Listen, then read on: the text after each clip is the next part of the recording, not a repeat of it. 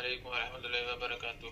مفتی صاحب یہ بتا دیں کہ جو لڑکی کے کزن ہوتے ہیں، مثال کے طور پر چاچا زاد یا تیا زاد، اس طرح جو لڑکی کے کزن لگتے ہیں رشتے میں، ان سے کتنا پردہ کرنا ضروری ہے، یہ رہنمائی فرما دیں۔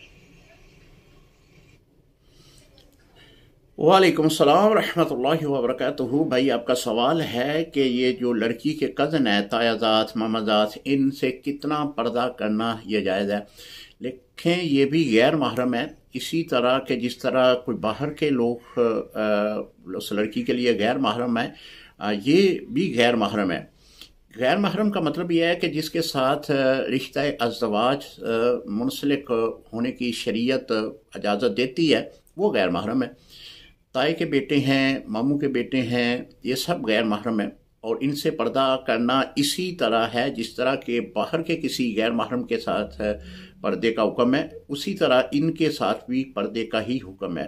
السلام علیکم ورحمۃ اللہ وبرکاتہ۔